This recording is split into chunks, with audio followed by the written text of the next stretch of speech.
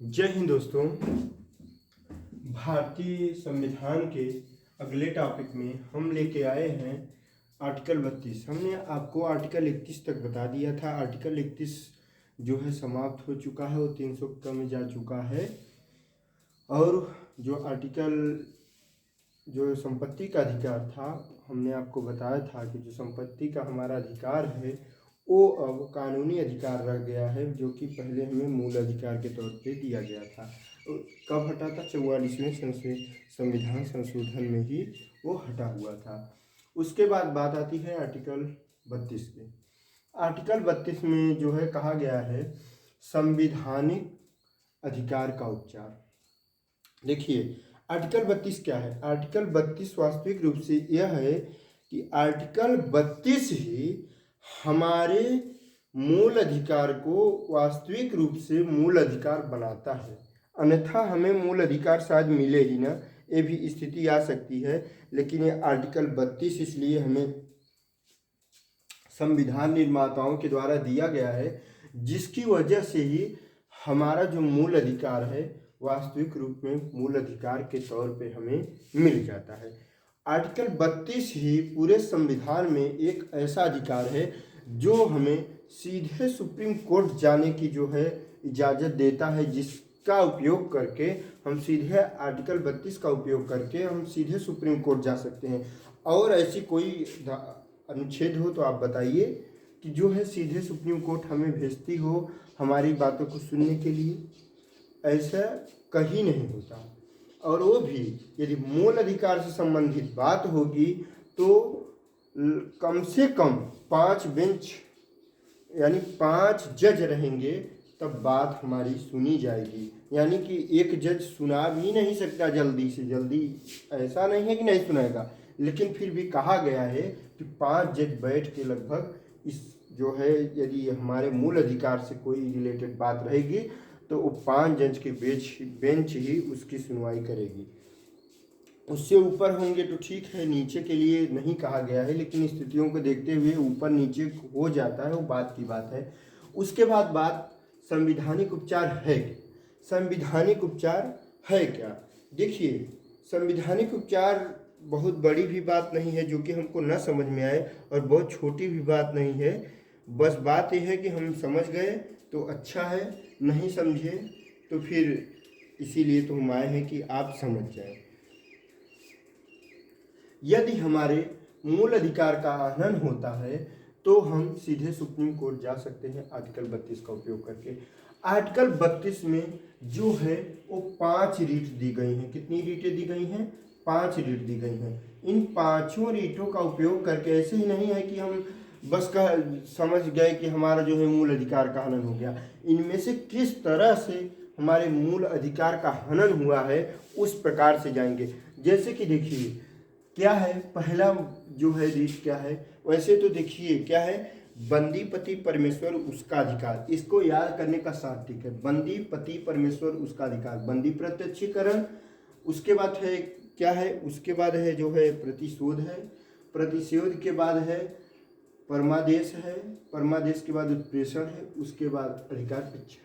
ठीक है, ये 5 रीटें हैं। इनको याद करने की साधारण सी ट्रिक है, बंदी पति परमेश्वर उसका अधिकार। देखिए बंदी प्रत्यक्षीकरण क्या है? Habeas corpus. हैबियस कार्पस बंदी प्रत्यक्षीकरण जो है, बंदा जो है यानी कि जो भी गलती किया हुआ है, जिसको थाने में पकड़ के लाया गया है, उससे बंदी प्रत्यक्षीकरण उसका जो है आमना सामना जज से हो, बंदे से प्रत्यक्ष जो है यानी जज देख सकें, और वो भी कितने देर में देख सकें? 24 घंटे में। हमने आपको पहले भी कहीं बताया है, आप याद रखिएगा, जो है हमने आपको इसके बारे में पहले भी बता दिया गया है कि जो है 24 घंटे में ही हमको पुलिस जो है लेके जाएगी। हमने आपको इसके बारे में पहले भी बता दिया गया था। तो फिर अब याद करिए आप कि कहाँ हमने आपको बताया था। आप याद कर लीजिए और हमें बताइए, ठीक है? तो उसके बाद फिर देखिए क्या है कि बंदी प्रत्यक्षीकरण यानी बंदे से प्रत्यक्ष जो है जज के सामने, जरूरी नहीं है कि आप हाई कोर्ट जाएंगे। पहले यदि कोई भी केस बनता है तो वो मजिस्ट्रेट के सामने जाता है, जिला जज के सामने जाता है, डायरेक्ट ही हम सुप्रीम कोर्ट नहीं चले जाते हैं। लेकिन बंदी प्रत्यक्षीकरण, लेकिन इन डेटों के उपयोग से हम सीधे सीधे जो है सुप्रीम कोर्ट जाएंगे। लेकिन कैसे जाएंगे? बंदी प्रत्यक्षीकरण यानी कि जो है 24 घंटे में कहा गया है कि यदि कोई भी पुलिस का आदमी है यानी पुलिस अधिकारी हैं, वही तो पकड़ के ले जाएंगे। ऐसा थोड़ी ना है कि चोर को जज आएंगे और पकड़ के लेके जाएंगे। जब भी आएगी पुलिस आएगी, सिपाही आएंगे, वही लोग आएंगे। वैसे कहा गया है कि 2 स्टार का आदमी ही आएगा तभी किसी को पकड़ के लेके जाएगा।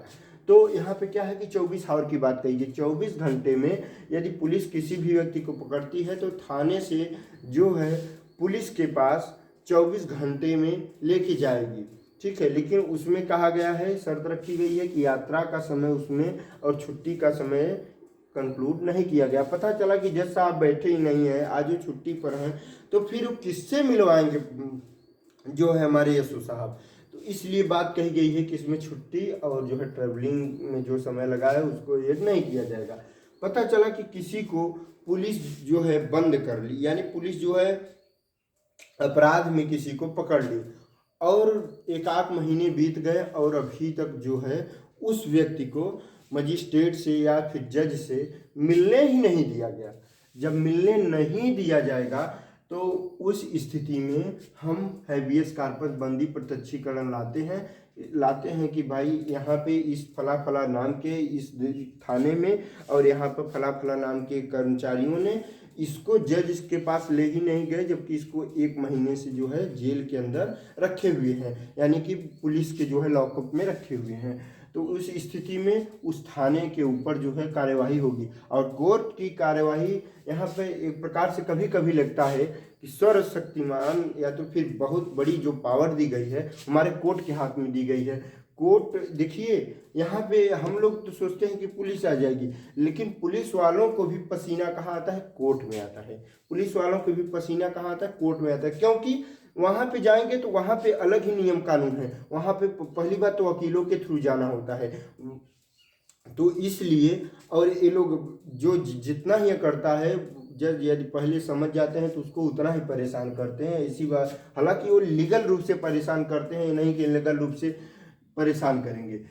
तो बंदी प्रत्यक्षीकरण में है कि यदि कोई भी पुलिसकर्मी 24 घंटे के अंदर किसी व्यक्ति को 24 घंटे में या 24 घंटे के अंदर किसी व्यक्ति को मजिस्ट्रेट से या फिर जज से नहीं मिलवाया तो जो है वह व्यक्ति अपने वकील के माध्यम से बंदी प्रत्यक्षीकरण के रूप में सुप्रीम कोर्ट सीधे जा करके और एक वहाँ से माने रिट निकलवा सकता है और उस थाने पे कार्रवाई होगी।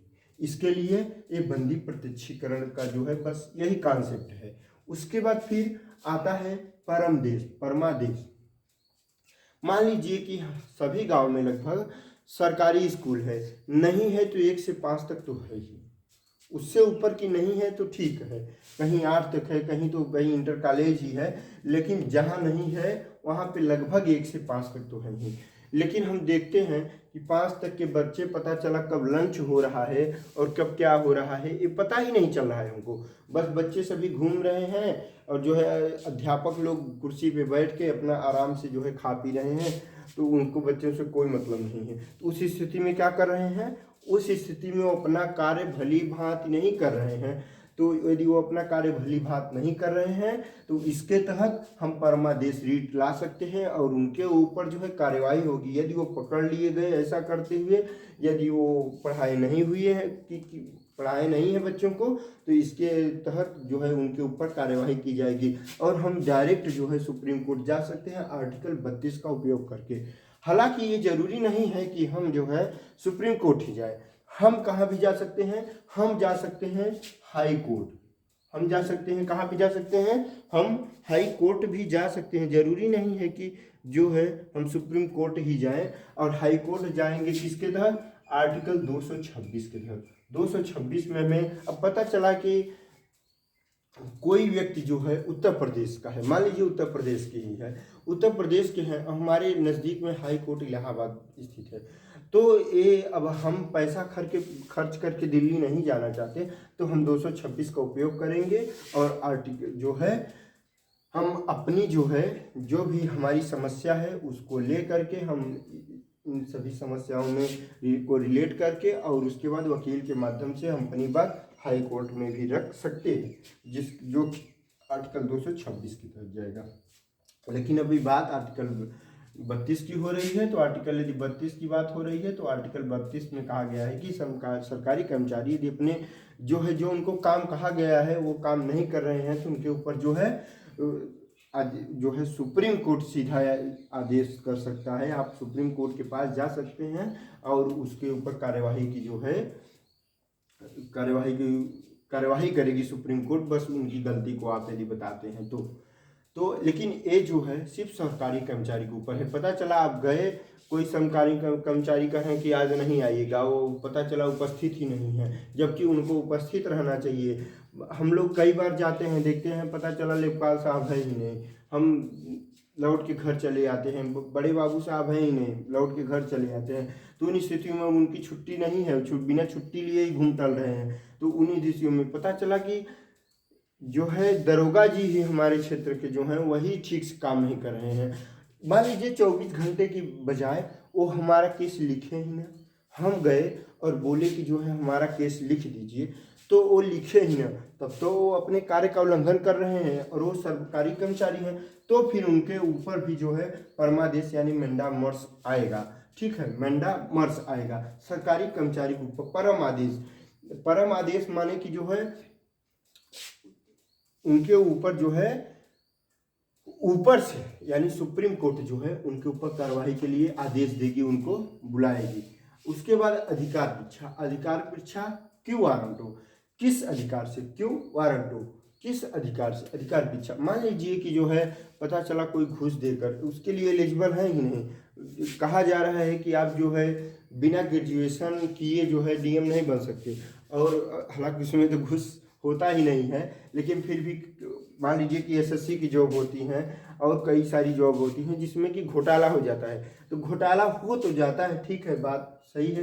तो और हम पड़ोसी लोग तो भाई अपने पड़ोसियों पर नज़र रखते हैं, तो उनको पता चल गया कि बस करिए जो घुस से हुए हैं इनकी जो है इतनी एलिजिबिलिटी नहीं थी, तो वो इसके तहत कि मेरा पड़ोसी कैसे हो गया इस नौकरी में जबकि उसके एलिजिबल था ही नहीं, तो जो है इस पर भी क्यू वारंटो आ जाएगा। किस अधिकार से आ जाएगा, क्यू वारंटो वहाँ पे भी आता है, किस अधिकार से। पता चला कि जो है अभी कई लोग जो है जिनका कि काम ही कुछ और होता है और जो है दूसरा काम करने लगते हैं, तो वहाँ पे भी सरकारी कर्मचारियों के ऊपर ही लगभग ही आता है, तो किस अधिकार से वहाँ पे भी क्यू वारंटो आ जाता है। प्रतिषेध, प्रोहिबिशन की भी बात आती है। यहाँ पे प्रोहिबिशन की बात क्या आती है, ऊपरी अदालत जो है निचली अदालत को, यानी कि जैसे जो जिला कार्यालय है, जिला कोर्ट है, तो जिला कोर्ट को हाई कोर्ट और हाई कोर्ट को सुप्रीम कोर्ट क्या कहती है, प्रोहिबिट करती है, मना करती है, प्रतिषेध करती है। कब, जबकि वो अपने अधिकार से बाहर वाले केस की रीडिंग कर रहे होते हैं।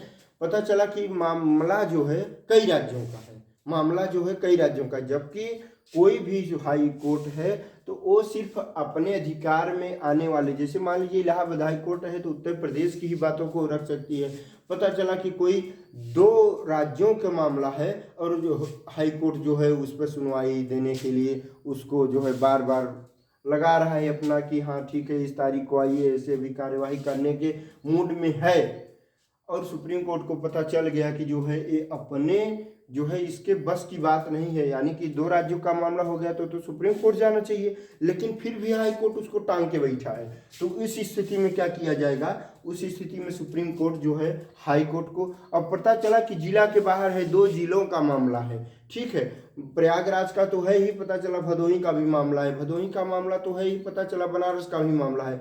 तो उस स्थिति में हाई कोर्ट जो है जिला जज को यानी कि जिला कोर्ट को या जिला न्यायालय को मना करेगी, वो कहेगी कि इस जो जो ये स्थिति है उसको हमारे अंडर में लाना चाहिए, ना कि आप इस पर सुनवाई करेंगे। उसके बाद उत्प्रेषण आता है। उत्प्रेषण तब आता है कि जब जो है निचली अदालत अपने अधिकार से बाहर वाले केस पर सुनवाई कर देती है, अपने अधिकार से बाहर वाले केस की सुनवाई कर देती है, तो उस पर जो है वो सर्जरी लाती है, यानी उसका जो है चीड़ फाड़ करती है। एक प्रकार से सर्जरी तो डॉक्टरी में होता है, लेकिन उस पर माने कि उसको बदलती है। बदलना तो यानी वही चीड़ फाड़ होता है।